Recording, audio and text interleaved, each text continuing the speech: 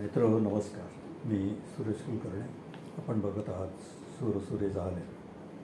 सध्या आपण द्वादशी या ग्रंथातली परमपूज्य डॉक्टर रामचंद्र महाराज पारनेरकरांची प्रवचनं ऐकत आहोत.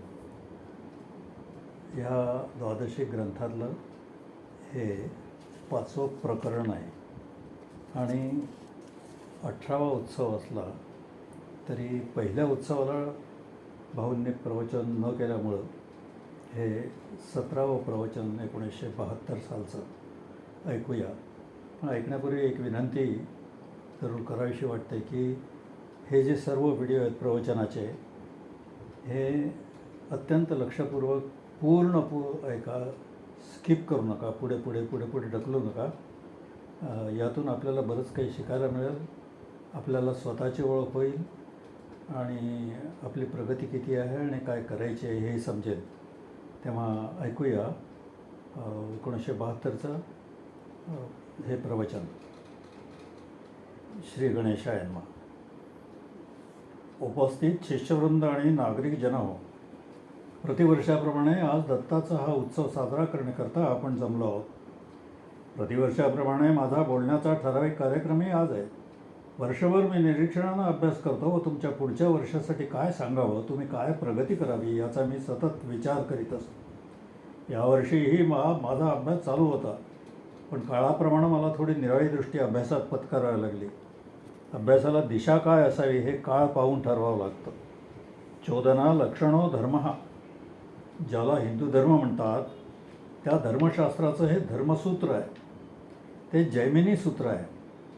ह्यावर शबल भाष्यात वेदापासून श्रुतीपासून चोदना मिळत असते असे शबलनं भाष्य केलं आहे.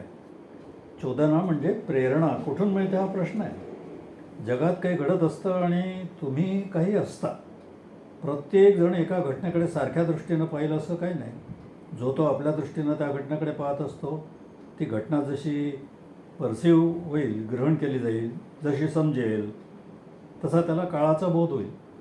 वास्तवतेपेक्षा तो जसा असेल, त्याचे व्यक्तित्व जसे असेल व ज्याप्रमाणे तो जगाचे प्रतिबिंब आपल्या अंतःकरणात उमटवून घेईल तशा तऱ्हेची प्रेरणा त्याला होत असते.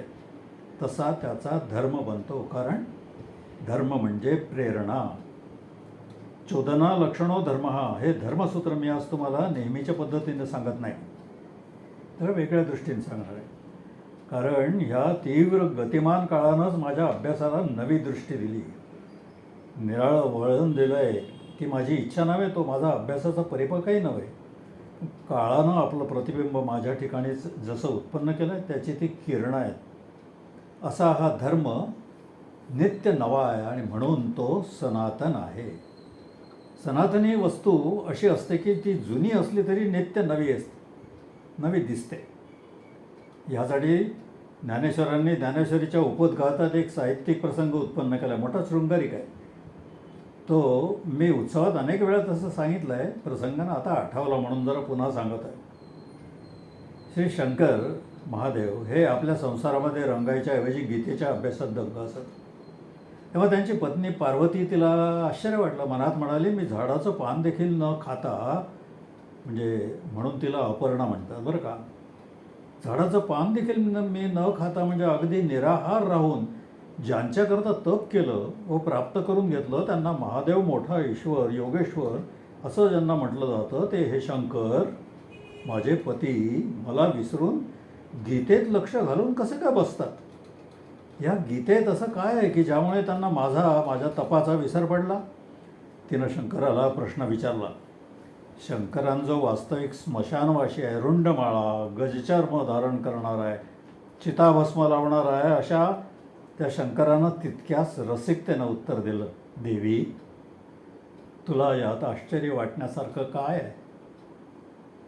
मग मी एवढा योगी, एवढा ईश्वर तुझ्या नादी लागण्यात काय स्वाभाविक आहे व गीतेच्या नादी लागण्यात काय अस्वाभाविक आहे, असे विनोदात्मक उत्तर त्यांनी दिले.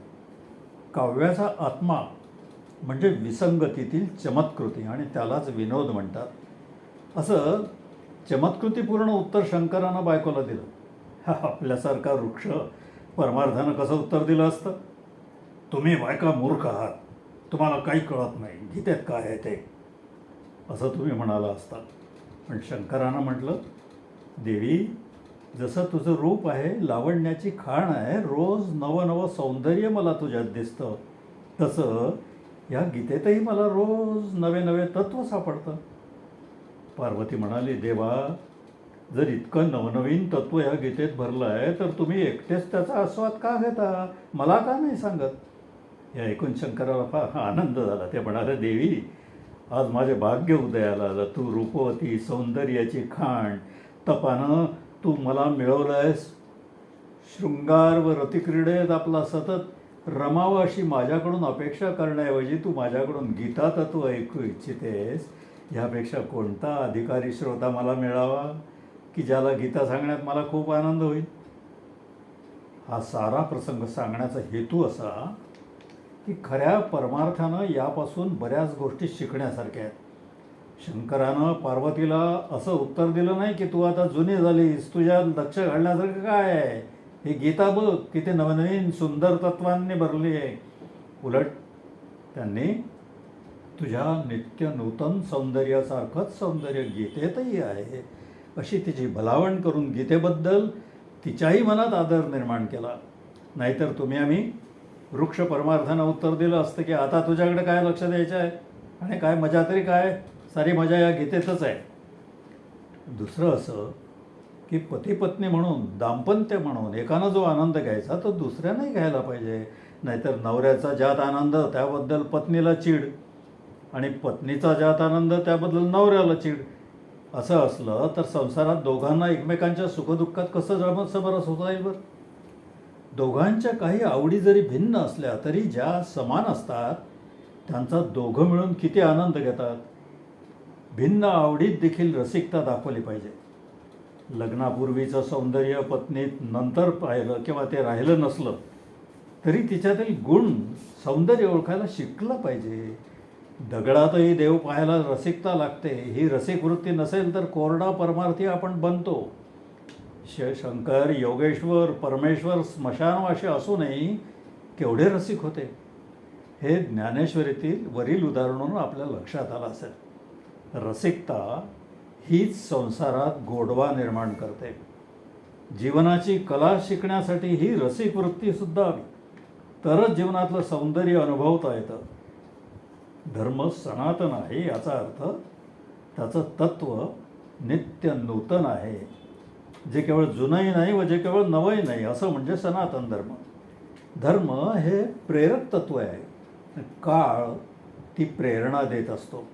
आपल्या अंतःकरणावर काळाचे जसं प्रतिबिंब उमटलं असेल, आपला जसा अधिकार असेल, तसं ते प्रतिबिंब यथार्थत्वानं प्रेरणा देतं. ही प्रेरणा अंतःकरणात उत्पन्न होणं याचा अर्थ धर्माची आपल्या ठिकाणी जागृती उत्पन्न होणं होय. आणि या धर्मास पुरुष म्हणतात, कारण तो कार्य प्रेरक आहे. जो कार्यास प्रवृत्त करतो तो धर्म. जो आळस उत्पन्न होऊ देत नाही, जो स्वस्थ बसू देत नाही, काहीतरी करायला लावतो, तो धर्म. ज्याला हा धर्म कळला त्याला स्वधर्म कळला.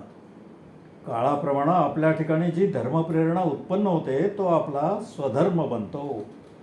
हा ज्याच्या त्याच्या व्यक्तित्वाप्रमाणे, अधिकाराप्रमाणे असतो.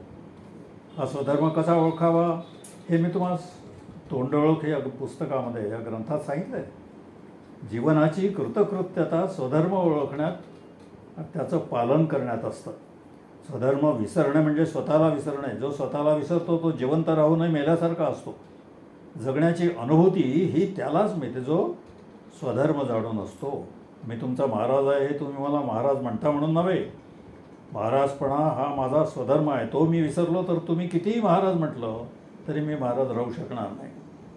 आत्मदर्शन, आत्मसाक्षात्कार म्हणजे दुसरं तिसरं काही नसून स्वधर्माची जाणीव हेच होय. ज्याला काळ नित्यनूतन प्रेरणा देत असतो, काळापासून जो प्रेरणा घेतो तोच तुम्हाला मार्गदर्शन करू शकतो. ज्याला काळ काय आहे कळत नाही त्याला स्वतःची जाणीव नसते, आणि स्वतःची जाणीव व्हायला काळ प्रेरणा देत असतो. म्हणून काळाकडे, स्वतःकडे ज्यांचं लक्ष असतं तोच यशस्वीपणे जीवन जगू शकतो व इतरांना मार्गदर्शन करू शकतो. चोदना लक्षणो धर्म हे हिंदू धर्माचं ब्रीद वाक्य आहे. कारण त्यात काहीतरी प्रेरणा आहे. प्रेरणा असली तरच माणूस काही करायला उद्युक्त होईल. प्रेरणेशिवाय प्रगती शक्य नाही. आणि ही प्रेरणा धर्मात असते. पण धर्म कुठे असतो? तो तर सर्वत्र भरला आहे. वेदानं तो दाखवला आहे. म्हणून वेद हा धर्मप्रमाण आहे. म्हणून हिंदू धर्म हा वेद प्रामाण्य मानणार आहे. हिंदू धर्माचं आचार विचार कालमानानुसार बदलत राहिले तरी त्याची प्रकृती वैदिक आहे. शबलानं वेदापासून प्रेरणा मिळते असं म्हटलं त्यात काही खोटं नाही. त्या काळात माणसं शब्दनिष्ठ ग्रंथनिष्ठ आप्तवाक्य प्रमाण मानणारी होती. आणि म्हणून शबलाच्या सांगण्यावर त्यांचा विश्वास होता. महाराजांनी सांगितले तर ऐकू असं तुम्ही म्हणता. तुमचं प्रेरणा केंद्र तुमचा धर्म कुठे? तर महाराजात. त्याप्रमाणे पूर्वी धर्म सांगणाऱ्या लोकांवर जनतेत विश्वास होता, निष्ठा होती. त्याप्रमाणे त्यांना प्रेरणा मिळत होती. श्रद्धा किंवा निष्ठा कोठे जरी असली तरी तिच्यापासून प्रेरणाही मिळालीच पाहिजे. नाहीतर ती अंधश्रद्धा ठरते. भाव तेथे देव असं संतवचन आहे. मग आता सरकारनं दुकानावर भावाच्या पाट्या लावायला सांगितले आहे. हा भाव म्हणजे देव काय? आपण दुःखात काकुळतीनं देवाचं आवाहन करतो. ही काकुळती म्हणजेही भाव नव्हे. तसे असते तर प्रत्येकाच्या भेटीस देव आला असता. भाव म्हटला की अनुभव आला पाहिजे. महाराज इतकी वर्षे मी ज्ञानेश्वरी वाचतोय पण अनुभवच काहीच येत नाही हो, असं काही लोक मला विचारतात. मी त्यांना गमतीदाखल उत्तर देतो, अरे तो ज्ञानेश्वर चुकतोय, तो खोटं सांगतो म्हणून तुला तो अनुभव येत नाही. नामदेवानं म्हटलं आहे की सबंध ज्ञानेश्वरी पारायण नाही केलं तरी चालेल, पण एक तरी ओवी अनुभवावी. धर्मग्रंथाचा अभ्यास म्हणजे त्यातील साहित्याचा अभ्यास नव्हे. त्यातील दृष्टांत, उपमा, अलंकार, शब्दरचना, अर्थचमत्कृती वगैरे कळलं म्हणजे ग्रंथ कळला असं नव्हे. तो जेवढा अनुभवला तेवढाच तो कळला असं म्हणता येईल. कोणत्याही गोष्टीचा अभिमान धरणं वाईट नाही, पण तो सार्थ असावा. अनधिकारानं अभिमान धरला तर वाया जातो. काही न करता देशाचा अभिमान बाळगला तर संकटकाळी त्याच्या रक्षणार्थ उभं राहता येत नाही. समर्थ म्हणतात, सत्याचा अभिमानी आपल्या अधिकाराप्रमाणे कैवारी असतो. अभिमानी असतो तोच टिकतो. मला पूर्णवाद या तत्वाचा अभिमान आहे. मी त्यामुळे वाया जाईन काय? दुराभिमान वाईट. अधिकार नसता भलत्याच गोष्टीचा आपण हट्ट धरून बसलो, आग्रह धरला तर आपण वाया जाऊ. अभिमानानंच माणूस उद्धरतो. अभिमान गुरुचा असो, देवाचा असो, शास्त्राचा असो, विचाराचा असो, संप्रदायाचा असो वा ग्रंथाचा असो, आपण त्याचे अधिकारी असलो तर तो आपणास प्रगतीला नेतो. अभिमान आपल्याला आपल्या चारित्र्यापासून ढळू देत नाही.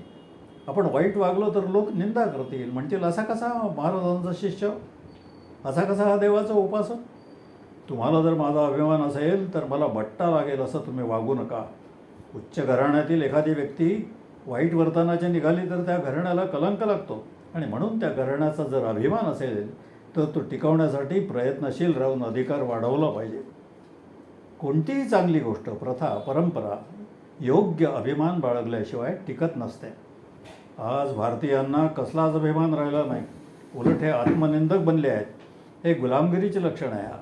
अभिमानात स्वत्वाची अस्मितेची जाण असते. तुम्ही अज्ञानी दुर्गुणी राहिला तर तुम्ही माझ्या अभिमानी आहात असं कोण म्हणू शकेल?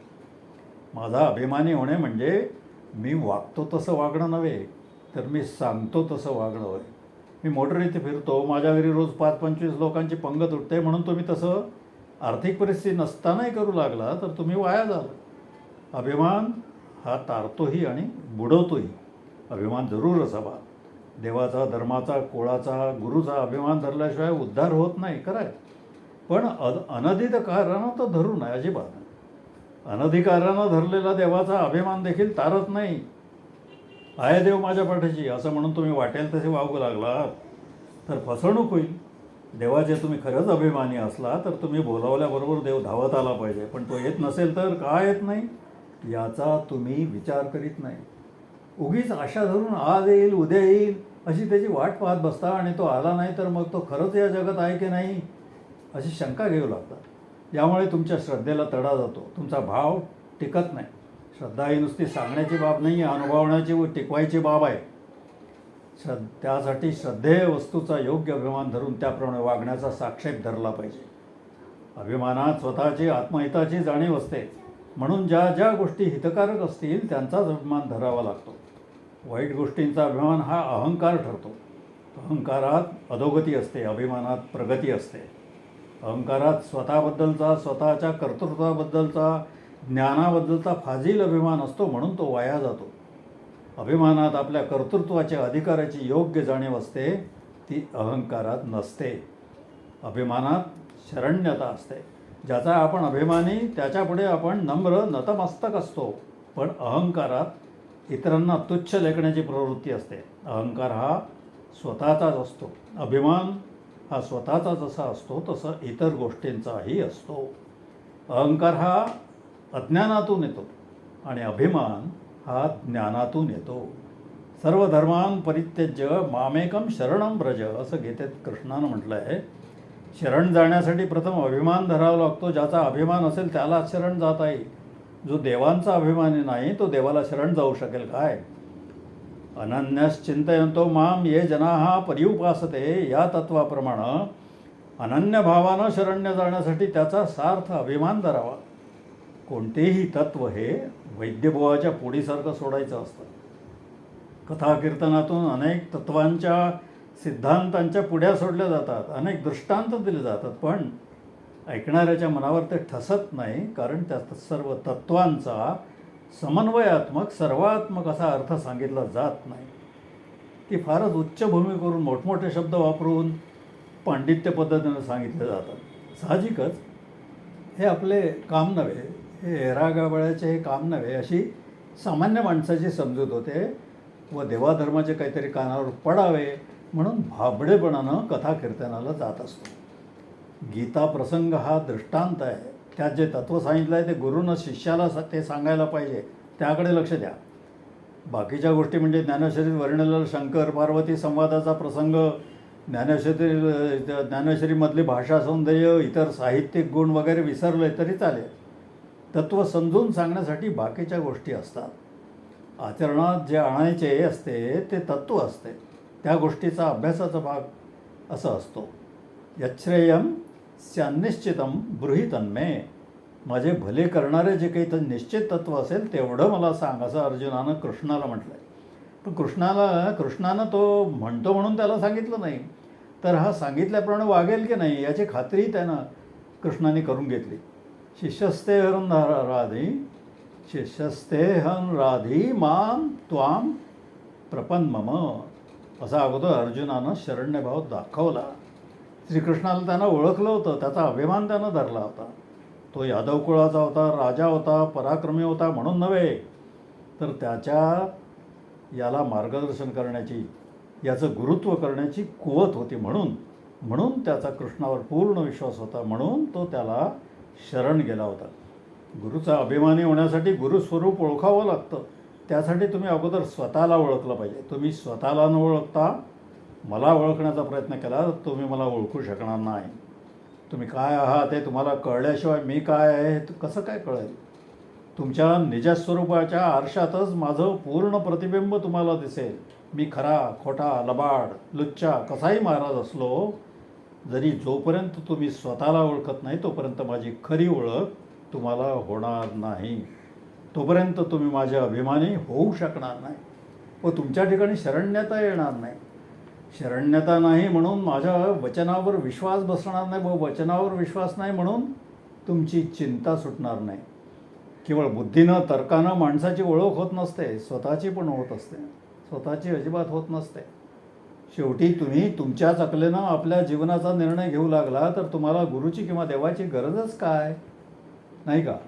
देवाला ओळखायला सुद्धा स्वतःची ओळख लागते. स्वतःची ओळख होणं म्हणजे आपण आपल्या कौटुंबिक, सामाजिक, राष्ट्रीय परिस्थितीत कोण आहोत, आपली कुवत काय, आपला अधिकार काय, आपल्या आकांक्षा काय आहेत, इतरांच्या आपल्याकडून काय अपेक्षा आहे, आपलं व्यक्तिमत्व काय आहे. व्यक्तिमत्व आणि व्यक्तित्व या साऱ्या गोष्टींची जाणीव होणं, ही जाणीव असल्याशिवाय आपल्या समस्या, आपल्या अडचणी कळणार नाहीत. त्या कळल्याशिवाय त्यातून मार्ग दाखवणाऱ्या गुरुकडे जावंसं वाटणार नाही. जीवनाच्या गरजेतूनच गुरु आणि देव हवा असतो. आपली गरज काय आहे हे स्वतःला ओळखल्याशिवाय कसं सांगता येईल? कोणीतरी व्यक्ती समस्या घेऊन माझ्याकडे येते, मी मार्गदर्शन करतो, समस्या सुटतं, जणू चमत्कार घडला असं त्या व्यक्तीला वाटतं. चमत्कार घडत नाही असं नाही, देवाच्या मनात असलं तर काय घडणार नाही. पण अशा चमत्कारामुळे महाराज मोठा नसतो. एखाद्याला माझ्या सांगण्यामुळे चमत्कार घडला, त्याला मूल होत नव्हतं, ते झालं, तर तो माझ्या कृपेने झालं असं म्हणून मला मोठा समजेल. त्याचं पाहून दुसरा आला आणि त्याला झालं नाही तर तो मला मोठा म्हणेल काय?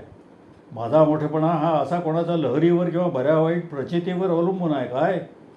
एकाला मूल झालं हे सत्य, दुसऱ्याला झालं नाही हेही सत्य. मग महाराज खरे कोण कोण खरे?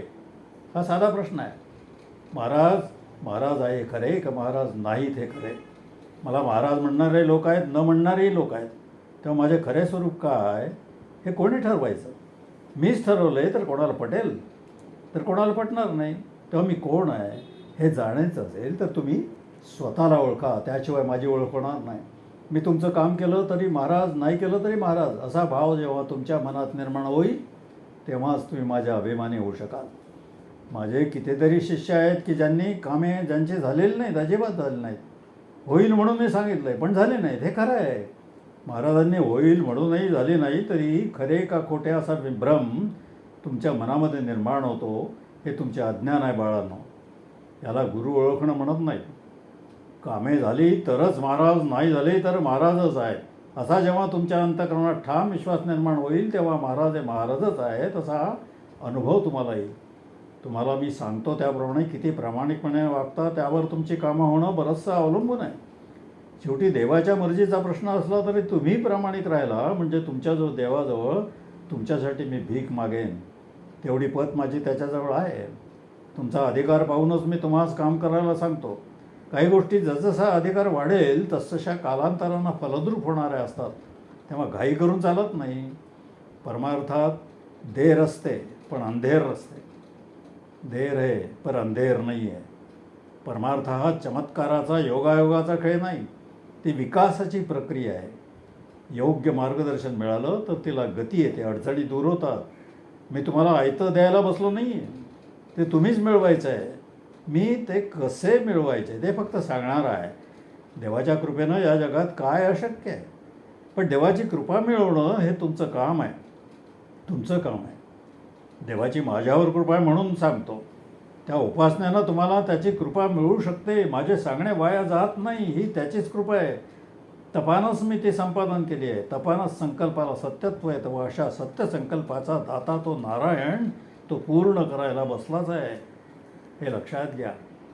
शिष्य प्रामाणिक होऊन जर गुरुकडे जाईल तरच गुरुचं रूप त्याला कळू शकेल, गुरुचा अधिकार काय समजेल व त्याचा तो अभिमानी होईल. त्यावर गुरुची कृपा होईल असं मी म्हणत नाही. कृपा ही नंतरची बाब आहे. हे म्हणणं सोपं आहे की हल्लीच्या काळात रामदासांसारखे मेलेला जिवंत करणारा, ज्ञानेश्वरासारखा भिंत चालणारा कोणी नाही. ज्ञानेश्वर हे ज्ञानेश्वर किंवा समर्थ हे समर्थ होते. हो, हे कोणी ठरवलं? जे अधिकारी पुरुष होते त्यांनी ठरवलं. तसे अधिकारी पुरुष आज आहेत का? तुमचे महाराज समर्थ आहेत की नाही हे ठरवण्यासाठी तुम्हाला कल्याणासारखे शिष्य व्हावे लागेल. हे मी रागावून सांगत नाही आहे, सिद्धांत सांगतो आहे. मोठ्यांचा मोठेपणा ओळखण्यासाठी मोठं व्हावं लागतं. लहानांचे डोळेच लहान. मला कोणी महाराज नाही म्हटलं आहे तरी त्याचा मला राग येत नाही. ज्ञानेश्वरांनी आपली सिद्धी दाखवण्यासाठी लोकांच्या सांगण्याप्रमाणे भिंत चालवली की चांगदेवानं ती चालवून घेतली. चांगदेव वाघावर बसून व हातात सर्पाचा चाबूक घेऊन आला आणि असा आला नसता तर नुसताच चालत आला असता तर ज्ञानेश्वरांनी भिंत चालवली असती काय? समोरून येणारा आपल्या अधिकाराच्या तोऱ्यात होता म्हणून त्याचा तोरा उतरवण्याकरता ज्ञानेश्वरांनी निर्जीव भिंत चालवली. मी भिंत चालवून दाखवावी असं तुम्हाला वाटतं का? मग चांगदेवाप्रमाणे वाघावर बसून आणि हातात सर्प घेऊन या. तुम्ही उंदराला आणि झुरळाला घाबरणार आणि म्हणणार की या कलियुगात कोणी ज्ञानेश्वर आणि रामदास इत्यादी सारखे सिद्ध पुरुष कोणी दिसत नाही. नाहीतर नाही, त्याच्यापासून तुमचं काय अडलं आहे? आज ज्ञानेश्वर अवतरले तर ते तुमच्यासाठी भिंत चालवतील काय?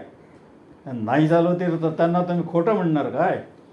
लोकांच्या लहरीप्रमाणे संत वागू लागले तर ते संत राहू शकतील काय? म्हणून त्यांनी चमत्कार करून दाखवावे काय म्हणून? त्यांच्या मोठेपणाचं गमक म्हणजे त्याची चमत्कार शक्ती असते. काय गांधीजींचे महात्मा त्यांनी चमत्कार करून मिळवले काय? त्यांचा मोठेपणा त्यांच्या आत्मविकासात व जनकल्याणाच्या तळमळीत होता. भिंत चालवली म्हणून ज्ञानेश्वर मोठे होत नाहीत, तर ज्ञानेश्वरी लिहिली म्हणून ते मोठे आहेत. ते मोठे योगी होते म्हणूनही त्यांचा मोठेपणा सिद्ध होत नाही. मोठ्यांचे सामर्थ्य प्रसंगीच प्रकट होते, एरवी ते गुप्त असते. आपल्या दैनंदिन व्यवहारासाठी त्यांना सर्व सामर्थ्याची गरज नसते. ते दैनंदिन जीवनात सर्वसामान्यांसारखे दिसतात. खातात, पितात, झोप विश्रांती घेतात, फिरताना उपदेश करतात वगैरे. पैलवानाला आपल्या रोजच्या कामामध्ये सारी शक्ती वापरावी लागत नाही, पण प्रसंगी समोरून एखादा माजलेला रेडा धावत आला तर त्याचा समाचार घेण्यासाठी तो पुढे सरसावेल व आपली सारी शक्ती पणाला लावेल. तो जर चालता बोलता उठता बसता दंड ठोकटू लागला तर त्याला लोक वेड्यात काढतील. सारांश, संत हा खराच संत आहे की नाही, सिद्ध हा खरंच सिद्ध आहे की नाही, महाराज हा खरंच महाराज आहे की नाही, हे ठरवण्याकरता पात्रता लागते, अधिकार लागतो. हा अधिकार तुम्हाला मी सुरुवातीपासून शिकवीत आलो आहे. मी सकाम भक्तीला कमी न लेखणारा असल्यामुळे या उत्सवाला येताना देवाची प्रार्थना केली की देवा, यंदा दुष्काळ आहे, तुझा उत्सव तू नेहमीप्रमाणे पार पडू दे. मी संकल्प केला उत्सव पार पाडण्याचा, देवानं तो पूर्ण केला, म्हणून हा उत्सव होत आहे. देवाच्या मनात नसते तर या उत्सवात अनेक अडचणी आल्या असत्या. पाण्याची अडचण, विजेची अडचण, अन्नपदार्थाची अडचण. पण दुष्काळाचे वर्ष असूनही सारं काही सुरळीतपणे चाललं आहे. हे तुमच्या आमच्या प्रयत्नानं चाललं आहे काय? प्रयत्न करूनही वस्तू मिळत नसते. दिवे जातात, गोंधळ होतो, तेव्हा ही सारी त्या देवाची कृपा. मी असं ढोबळ संकल्प फक्त करतो, उत्सव होऊ दे एवढंच देवाला सांगतो. कसा होऊ दे, पाणी कसं मिळू दे, अन्नपदार्थ कुठे मिळू दे वगैरे प्लॅनिंग मी सांगत नाही. तरी सर्व काही प्लॅनिंगप्रमाणे चाललेलं असतं, असा प्रत्येकाचा अनुभव आहे का नाही? यावरून देव माझा किती कैवारी आहे, तो तुमच्याकडून कशी कामं करून घेतो ते ओळखायला शिका. मला माझ्या पोरीचं लग्न करायची काळजी आहे, पण देवा पोरीचं लग्न होऊ दे एवढंच मी त्याला सांगतो. कुठे होऊ दे, कसं होऊ दे, केव्हा होऊ दे, लग्नाला अमुक बँड लावू असू दे, अमुक कार्यक्रम असू दे, असं मी नाही काही सांगत बसत. त्याच्या कृपेचा अनुभव मला आहे. हा 18वा उत्सव आहे. 18 हा आकडा आपल्या भारतीय संस्कृतीत महत्त्वाचा आहे. व्यासांनी 18 पुराणं लिहिली, महाभारताची 18 पर्व आहेत, गीतेचे 18 अध्याय आहेत. या दृष्टीनं विचार केला तर हा आपला 18वा उत्सव किती महत्त्वाचा आहे. या महत्त्वाच्या उत्सवात मी महत्त्वाची गोष्ट सांगत आहे. गुरु ओळखायचा असेल, देव ओळखायचा असेल तर त्याचा अभिमानी व्हा. ही एकच महत्त्वाची गोष्ट पुन्हा पुन्हा सांगत आहे. तुम्हाला चालता बोलता गुरु ओळखता आला नाही तर तो न दिसणारा व न बोलणारा असा देव कसा ओळखता येईल?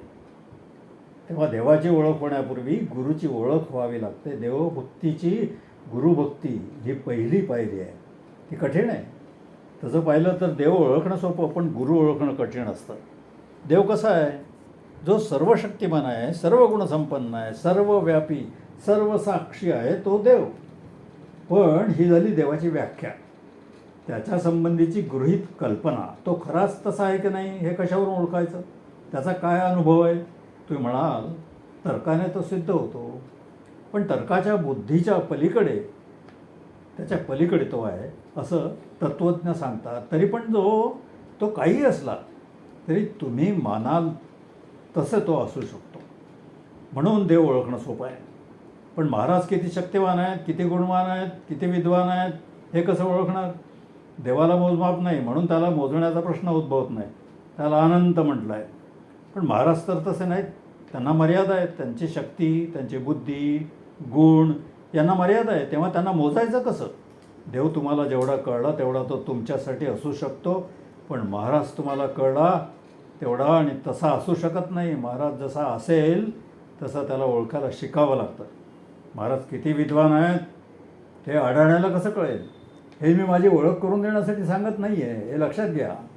गुरुस्वरूपाची ओळख कशी करून घ्यावी याचा सिद्धांत मी तुम्हाला सांगतो आहे. तुम्ही भाग्यवान आहात. देवाची तुमच्यावर खरंच कृपा आहे म्हणून तो दरवर्षी त्याच्या उत्सवाला तुम्हाला येण्याची बुद्धी देतो. तुमच्याकडून त्याचा उत्सव पार पाडून घेतो. माझ्या तोंडून तुमच्या हिताच्या गोष्टी वदवून घेतो. तुम्हाला नवी प्रेरणा देऊन घरी पाठवतो. उत्सवानंतर तुम्ही थकलेल्या शरीरानं आणि चिंताग्रस्त मनानं घरी जाता काय? येथे असेपर्यंत तुम्ही घरच्या साऱ्या चिंता विसरता की नाही हे तुमच्या चेहऱ्यावरून कोणी सांगू शकेल. नाहीतर साधा लग्न समारंभ असला तरी करणाऱ्याची किती धावाधाव होते, किती मनावर दडपण असतं, किती थकवा येतो. सुटलो बाबा एकदाचा असा सुस्कारा किती वेळा टाकतात. याचा अनुभव सर्वांना माहिती आहे. पण या एवढ्या मोठ्या उत्सवात तसा अनुभव किंचितही येत नाही. उलट हौस, उत्साह व प्रेरणा वाटते. हे कशामुळं? त्या देवाच्या सहवासामुळं. ह्या उत्सवात तो असतो की नाही हे कोणाला विचारण्याची गरज आहे का? मी सांगण्याची गरज आहे? मी अनेक वेळा तुम्हाला सांगत आलो आहे की देव माझ्याशी बोलतो, आमच्या विनोदाच्या गोष्टी चालतात, पण तुम्हाला ते पटत नाही. म्हणून वरीलप्रमाणे तुमच्या अनुभवाचा अर्थ सांगावा लागतो. आणि इतकं सांगूनही पटत नसेल तर तुम्ही करंटे व मी दुर्दैवी असं म्हटलं पाहिजे. सांगून पटत नाही, अनुभव देऊन पटत नाही, तेव्हा देव साक्षात आणून तुमच्यासमोर उभा केला तरी तो पटेल काय? कशावरून? काहीतरी मोहिनी विद्येचा प्रयोग महाराज करतात असं तुम्ही म्हणाल. जोपर्यंत स्वतःला विसरून तुम्ही ऑब्जेक्टिव्ह व्ह्यू घेऊन जगाकडे, देवाधर्माकडे पाहाल तोपर्यंत तुम्हाला त्याची खरी ओळख होणं शक्य नाही. तोपर्यंत तुमचे प्रश्न, तुमची वानवा संपणार नाही. एकदा ठरवून टाका काय ते. मी तुमचा महाराज खरा की खोटा हे निश्चितपणे ठरवा. उगाच संभ्रमात आणखी राहायला नको. पूर्णवादी माणसानं संभ्रमात राहायला नको. प्रत्येक गोष्ट तर्काच्या कसोटीवर घासून घासून पुसून त्यानं तपासली पाहिजे. 18 वर्षात ही साधी गोष्ट हा चालता बोलता महाराज याचा निर्णय लावता येऊ नये हे आश्चर्य आहे. मी एक, तुम्ही हजारो आहात, तरी तुम्हाला निर्णय घेता येत नाही. निर्णय घ्यायला नुसतं वाटणं चालत नाही, पटणं चालतं. तुम्ही माझे शिष्य झाल्यापासून तुमच्या कल्याणाची काळजी वाहण्याचं काम मी करीत आहे. मुलाच्या शिक्षणाची बापानं काळजी घेतली तरी मुलगा विद्वान होतो काय? पास होण्यासाठी त्यानं अभ्यास केला पाहिजे. तो देव आणि मी एकाच जातीचे प्राणी आहोत. तो म्हणतो जेथे माझी स्थिती अशी आहे, लोक माझ्याही बाबतीत संभ्रमात पडतात, तेव्हा तू कशाला दुःख करतोस? तेव्हा जो माझी टीप पुसणारा आहे तो स्वतः या दुःखानं दुःखी असल्यामुळे समानशील व्यसनेषु सख्यम या न्यायानं आम्ही एक आहोत. त्याचं माझं प्रेम आहे. तो सर्वशक्तिमान, सर्वज्ञ असल्यामुळे कधी निरुत्साही होत नाही. मी होतो तुमच्याकडे पाहून तसा. मी निरुत्साही कधी दिसत नाही, पण मनोव्यापार म्हणून तो व्यवहारात प्रकट होत नसला तरी अस्तित्वात असत नाही असं नाही. तथापि माझा आत्मविश्वास कधी ढळत नाही. मी काय असेन वा नसेन, माझ्या चमत्काराचे सामर्थ्य, दैवी शक्ती असेल वा नसेल, एक तर नक्कीच आहे की माझ्यासारखा गुरु, धर्म सांगणारा, शिकवणारा, कळकळ करणारा सांप्रत काळात दुसरा असण्याची शक्यता कमी. तुम्हाला माहीत असेल तर सांगा. माझे विचार त्यानं खोडून काढले, माझा पूर्णवाद त्यानं खोटा ठरवला तर मी माझे गुरु पण सोडून त्याला गुरु करीन व तुम्हालाही त्याच्याकडे जायला सांगेन. हे मी माझी बढाई मारत नाही आहे. माझ्या आत्मविश्वासानं मी बोलतो आहे. तो आत्मविश्वासच बोलतो आहे. केवळ तुम्ही माझे शिष्य म्हणून तुमच्याबरोबर तुमच्या मनात माझ्याविषयी संभ्रम राहू नये म्हणून बोलतो आहे. इतरांना मला तसं सांगण्याची गरज नाही आहे. मोठेपणा बोलून दाखवायचा किंवा सांगायचा नसतो, तो वागून दाखवायचा असतो व इतरांनी ओळखायचा असतो. पण जेथे गुरुशिष्य संबंध आहे तेथे तसे सांगावं लागतं. शिष्याच्या मनात विकल्प राहू नये म्हणून सांगणं भाग पडतं. श्रीकृष्णानं नाही का गीतेत अर्जुनाला स्वतःविषयी सांगितलं? 18व्या वर्षी हा विषय मी तुम्हाला जीव तोडून सांगत आहे. 18 वर्षात तुम्ही माझे शिष्य कसे असावेत पाहिजे होते तसे नाही म्हणून पुन्हा पुन्हा तेच कळकळीनं सांगत आहे. वास्तविक तोंडओळख या पुस्तकात हा विषय येऊन गेला आहे म्हणजे हा सुरुवातीचा धडा आहे. आज 18वा धडा द्यायला पाहिजे होता, पण पहिलाच धडा अजून पुरतोय. ही तुमची गती. दुःख होते तुमची प्रगती पाहून. तुम्ही मला ओळखत नाही याचं दुःख मला नाही, पण तुम्ही मी शिकवतो तसं वागत नाही याचं मला दुःख आहे. मला या महाराजपणात सुखही नाही आणि दुःखही नाही. महाराजपणास मी हपापलेला प्राणी नाही.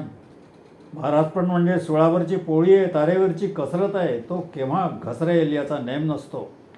पण देवाच्या नावानं जगाला धर्म शिकवण्यासाठी, देवाधर्माची प्रतिष्ठा वाढवण्यासाठी व जगाला कल्याणाचा मार्ग दाखवण्यासाठी महाराजपणा पत्करावा लागतो. नुसते विद्वान किंवा शास्त्री पंडित होऊन चालत नाही. जगाला तसं कोणीही शिकवू शकेल, पण उपदेश किंवा उपदेक्षण करण्याचा अधिकार गुरुलाच असतो. शास्त्री पंडित किंवा संत होणं एक वेळ सोपं, पण गुरु होणं अत्यंत कठीण असतं. ज्ञान सांगणं सोपं, पण ज्ञान आचरणात आणवून घेणं कठीण आहे. शिकवून एखाद्याला विद्वान करणं सोपं, पण त्याला शहाणं करणं कठीण आहे. जगात काय कमी ज्ञान आहे? शिकवणारे कमी आहेत काय? तरी जगात किती अज्ञान आहे, किती दुःख आहे, किती दारिद्र्य आहे, किती अगतिकता आहे. वैयक्तिक व सामाजिक जीवनात किती उदासीनता आणि बेफिकिरी आहे, ताप, पाप, दैन्य आहे. तुमची प्रगती व्हावी म्हणून प्रत्येक गोष्ट मी तुम्हाला जीव तोडून सांगतो. तुमचे दोष काय आहे, तुमच्या विचारात काय चूक आहे, तुमच्या वागण्यात काय उणीव आहे, हे मी तुम्हाला वेळोवेळी दाखवून शिकवलं आहे. पण तुम्ही आपले दोष न सोडता महाराजांनी डोक्यावर हात ठेवून माझा उद्धार करावा, काहीतरी चमत्कार दाखवावा अशी माझ्याकडून अपेक्षा करता, हे माझं दुर्दैव आहे. वडिलांची बोलणी खाऊन मी रात्रंदिवस सतत अभ्यास केला, रक्ताचं पाणी करून ज्ञान साधना केली, ईश्वर साधना केली, तपानच सारं काही मिळवलं. ते काय तुम्हाला चमत्कार दाखवण्यासाठी? जादूची कांडी फिरवावी तसा तुमचा उद्धार करण्यासाठी? देवानं जे काही सामर्थ्य मला दिलं आहे ते अशा जादूगिरीसाठी नाही, जगाला शहाणं करण्यासाठी आणि शिकवण्यासाठी, प्रगतीचा मार्ग दाखवण्यासाठी त्यानं मला सामर्थ्य दिलं आहे. मी जाहीर व्याख्यान किंवा प्रवचन करीत नाही. करमणुकीसाठी किंवा मी मोठा ही प्रतिष्ठा मिळवण्यासाठी मी माझी वाचा शिणवू इच्छित नाही. लहानपणानं काय मिळणार नाही, काय मोठेपणानं काय मिळणार आहे? ज्याला लोकेशना म्हणतात त्याची माझी इच्छा कधीच संपली आहे. त्याचं दुःख मला कधीच नाही. पण तुमची प्रगती होत नाही याचं दुःख मला आहे. माझ्याकडे येण्यापूर्वी तुम्ही कसे होता, तुमच्या किती वासना पूर्ण होत होत्या, आणि माझ्याकडे आल्यानंतर तुमच्यात काय परिवर्तन झालं हो, किती इच्छा तुमच्या पूर्ण झाल्या, याचा हिशेब तुम्ही कधी ठेवता का? देवाचा काय अनुभव तुम्हाला आतापर्यंत आला काय? का आलाच नाही? आला असल्यास ओळखता आला का? कसा ओळखता येईल रे लेका तुला त्याचा अनुभव? जो तुझ्याबरोबर जन्मापासून आहे तो तुझा स्व तुला ओळखता येत नाही, तेव्हा तुझ्यापासून जो दूर आहे तो परमेश्वर तुला कसा ओळखता येईल?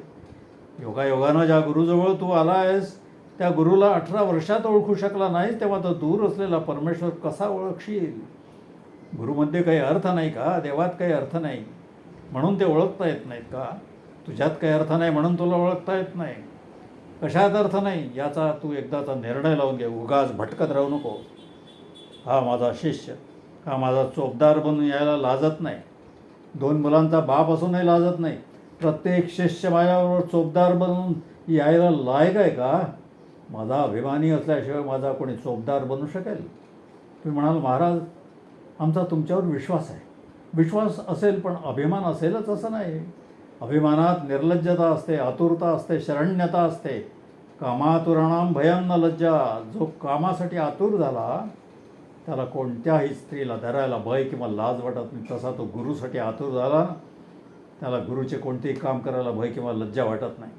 अभिमानाच्या ठिकाणी उत्कंठा असते, निर्भयता असते, लाजरेपणा किंवा संकोच नसतो.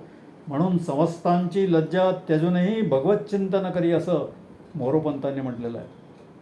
कशाची आवड, कशाचा अभिमान धरला म्हणजे लोक नावं ठेवणार, हा बिघडला, वाया गेला असं म्हणणार. पण तिकडे लक्ष न देता जो खंबीर राहतो त्याची प्रगती होऊ शकते. लोक नावं ठेवायला लागले आणि तुम्ही लाजला तर प्रगती होईल. तुम्ही दरवर्षी उत्सवाला येता. एखाद्याने म्हटले काय बुवा दरवर्षी जाता, तेच ते महाराज, तेच त्यांचं सांगणं, नाही गेला तर काय तुमचं बिघडणार आहे? त्यांनी दिली आहे उपासना, ती करा. लिहिली आहेत ना पुस्तकं, ती वाचा. आणि तुम्ही ते ऐकून उत्सवाला येण्याचं टाळलं तर तुम्ही माझ्या अभिमानी असू शकाल काय? पुराणात टिटवीची कथा आहे. तिची पिलं समुद्रात पडली म्हणून ती चोचीनं समुद्र उपसण्याचा प्रयत्न करू लागली. देवाला तिची दया आली व त्यानं तिची पिलं जिवंत काढून दिली. या कथेचा तुम्ही काय बोध घ्यायचा? त्या टिटवीसारखं तुम्ही आपल्या कल्याणासाठी समुद्र उपसण्याला प्रवृत्त झाला तर देवाला तुमची दया येईल व तुम्हाला मदत करेल. तो देव येणार नसेल तर मी येईल. पण निज हितासाठी तत्पर राहा. माझा अभिमान बाळगा. माझा अभिमान बाळगण्यासारखा एखादा तरी गुण माझ्या आईवडिलांच्या पुण्यानं माझ्यात तुम्हाला आढळेल. माझा अभिमान धरला तर शरणागती येईल. मनात विकल्प राहणार नाही आणि प्रगतीचा मार्ग स्पष्ट दिसेल. काय बोला, काय म्या पामरे बोलावी उत्तरे, परी त्या विश्वंभरे बोलविदे.